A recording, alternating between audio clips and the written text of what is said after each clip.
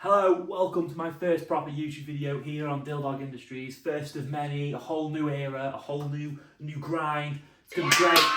Round of applause, round of applause. And today's video is going to be me reviewing North. It's all caps. I think it's their newest show. It has just dropped on Triller TV and I presume their Patreon. It's been on their Patreon for time actually. It's just dropped on Triller TV Plus September 19th, so I'm filming this on Saturday. So yesterday it's just dropped, so if you have time, please go watch the show. Please go support their Patreon, do whatever.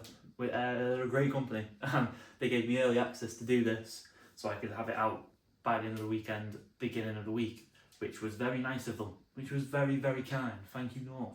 Yeah, like I said, the show was It's All Caps. The whole concept of the show was it was a random one akin to unboxing down at Progress. Same thing, same vibe. They announced certain people being booked, but they didn't give you matchups or nothing. It was just random as you went. And I really like this concept for a wrestling show, especially going to one live. I think it would be very fun because it's hard. It could either be really, really bad or really good. I think this one was good. This one was like a nice in the middle. You got a lot of the North talent you expect to see, but you got some fun matchups in there, and then a big surprise. Like it was kind of the perfect mix for what you need for one of these shows. I have written down here as well, banger opening theme. So I suppose I thought the opening theme was a banger. Well, there you go. What more could you want? Obviously, the venue was the sold-out Anarchy Bruco, as per usual, for North shows. Very good venue. I hope to get down there myself one day. It's hard getting down there, over there, across. Where the fuck's Newcastle? But yeah, the venue's crazy. The crowd in there are always wild. They always loving it. The North faithful, as you call them. And like the venue is sick. Like there's not much else you can say. It's a brewery, wrestling and beer in a brewery. Like it's going to be mint, innit? Like, so you got no fucking choice. And obviously you got Tom Campbell on the announcements, announcing the matches. I think they might film their commentary separate, because unless I was bugging, I thought I heard Vader Scott and Tom Campbell doing commentary while Tom Campbell was stood in the ring. I'm going to hope it was true. Hope I'm not lying. Okay, so our first matchup was Natalie Sykes and Joe Wade versus HMD or Hardman Down and Alexis Falcon. The setup for this match was quite fun. Natalie Sykes comes out, Joe Wade comes out thinking it's going to be those two going at each other. But then you have HMD come out and then Alexis Falcon comes out in the like Wicked Witch of the West, like with the apple and all that shit. Anything like that. But she came out with that, setting up the tag match. This was a fun match. Sykes is really good. I really enjoy her work. I think she needs to be booked more throughout the country. What I will say about North is there are a lot of wrestlers here on these cards that will do North, and they'll take bookings wherever. Like you see them pop up everywhere. But a lot of them, I feel they need to go across the whole country a bit more. Maybe that's their fault, maybe that's not. I don't know the ins and outs of why or when people are getting booked, but there's a lot of talent here in North that I hope we see more of. I really like Joe Wade. He had like a quick offense with like a fast strikes, and it was quite good. And his look with the whole goth boy thing is very different to anything else we kind of got. Like there's similar, but I feel like he goes to not an extreme in a bad way, but he goes to the next level, I guess, and takes that look further. Yeah, he stands out in the crowd. He's got a very different look that no one else in the scene really has. And I saw him at Rise in Sheffield come out for a death match, and he came out to Star Shopping by Lil Peep. Chills. I think Natalie Sykes is a very good talker as well from her opening promo leading into the match. She was a good talker. The crowd were really behind a lot of this match, and yeah, it was a fun little match. I'm not going to give you the finishes or the endings. You need to go find that out yourself if you want to see it, buddy. But I also thought HMD was a good little bruiser, like a good little heel, just like he'll just punch your head in and then move on type guy. He was good. And Alexis Falcon, we've seen a lot from Alexis Falcon. And we know she worked a good match. It was a good match. I had fun. There was a good opener, especially for the all caps kind of concept. So our second match of the night was Nathan Black versus Kemper. This really popped me. I really enjoyed this. I have written down PPW Royale. I think Kemper trains at PPW sometimes, and obviously Nathan Black runs it. Again, it was very late when I wrote this, but Kemper he's a beast, to put it lightly. He's an incredible wrestler. I think he's got a very bright future for the whole scene, over the whole scene. Like, you could put him in anywhere, and I think he'll do really well. Just a big lad, and he's gonna smack you. He's gonna fucking hit you, and he's gonna fucking hit him. Hit him! Nathan Black may as well be Miles Kamen at this point. There wasn't too much to talk about for this match. A lot of the meat of it and what it was meant to do came at the end for the finish, so I'm going to let you go see that. But it was, the finish was good, it was surprising, and the actual match itself was really good. Kemper just throwing Nathan Black around a bit, Nathan Black getting his jokes hit and stuff, and, you know, his usual shtick. Nathan Black's a very funny wrestler, I think he engages a crowd well, and again, Kemper's just a phenomenal talent who got put over well with this match, with the way Nathan Black was selling, and you know, it was a good time. It was one of the short matches on the card, but it was still really good. Put both of them over, and yeah, I had a good time. Move on to the next. Okay, so the third match of the night, we had Vanity, which is Judas Gray and Ronan King, going against Rampage and Cruz. Will Cruz is phenomenal. I won't hear any bad word against him. He's incredible. This match was his match. I know you've all seen the clip of Will Cruz just pouncing Judas over the rope. That was crazy good. Like, the whole match, I've just got him written. Like, I've got notes here, hold on. I've got notes for the matches, and on this one I've just written Will Cruz minutes. Cruz is one of the best heavyweights around. Poor Judas. Match not as one-sided as I thought. Will Cruz rah. That pounce from Cruz. And a scary swanton from Judas at one point. I think he took a swanton and he went maybe a bit too far, or not far enough. It was a bit scary. But there's not much else I can say about the match. Just Will Cruz is incredible. Rampage got his shit in. Vanity the match wasn't as one-sided as I thought. Vanity had really good tag team offense, you know, having to work together to take down fucking Will the heavyweight.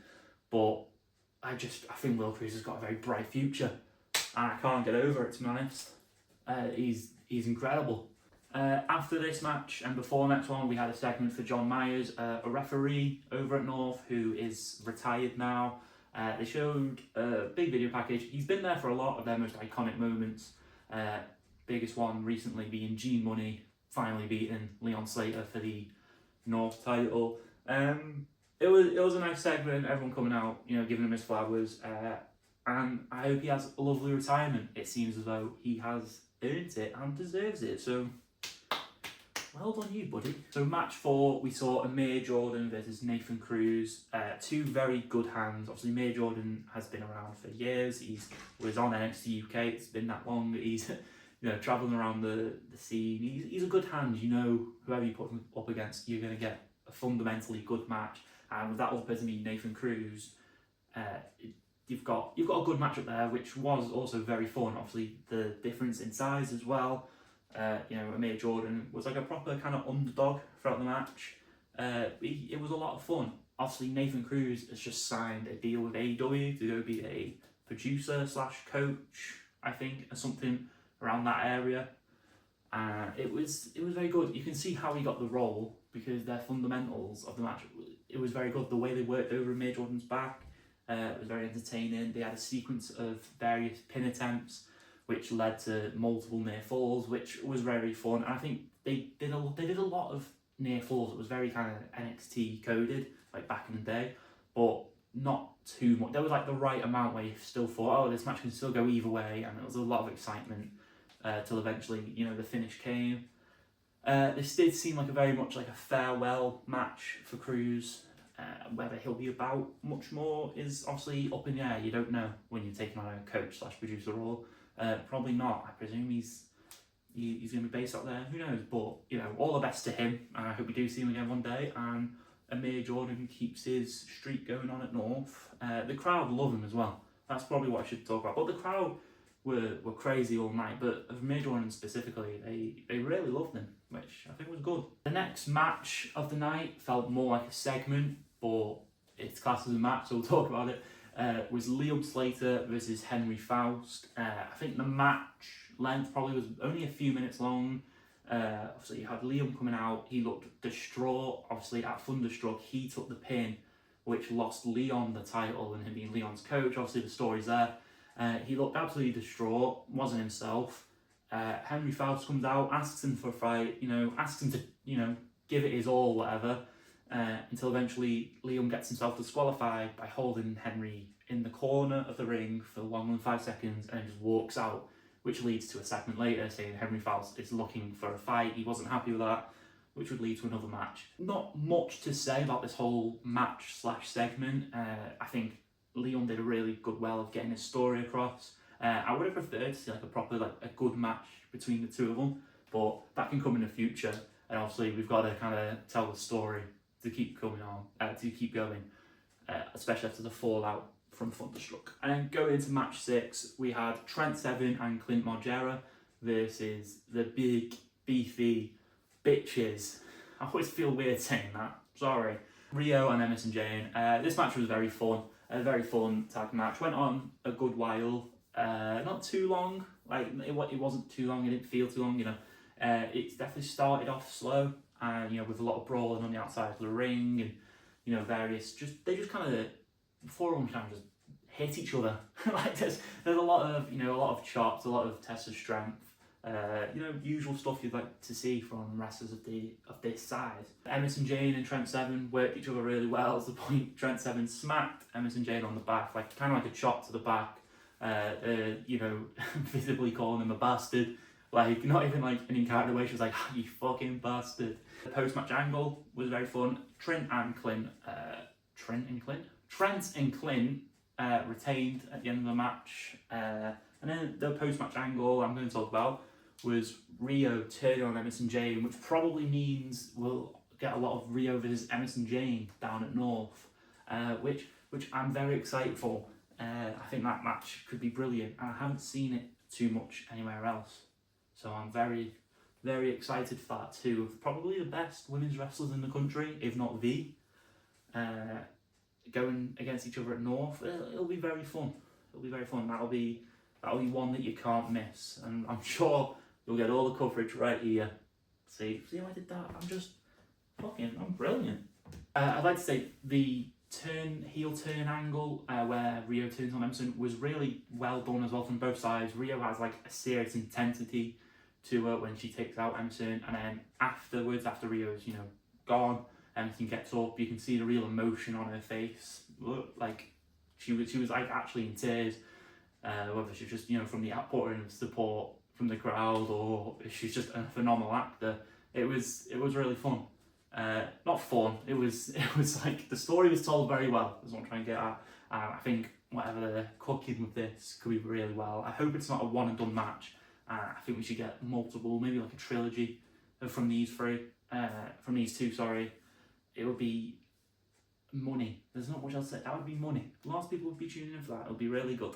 Now, our next match was Henry Faust versus Big Lou Nixon. What I said earlier, there was a vignette in between two of the matches, I can't remember which ones. Henry Faust backstage saying he wasn't happy with what Liam did. He was returned to North and he wasn't happy about it.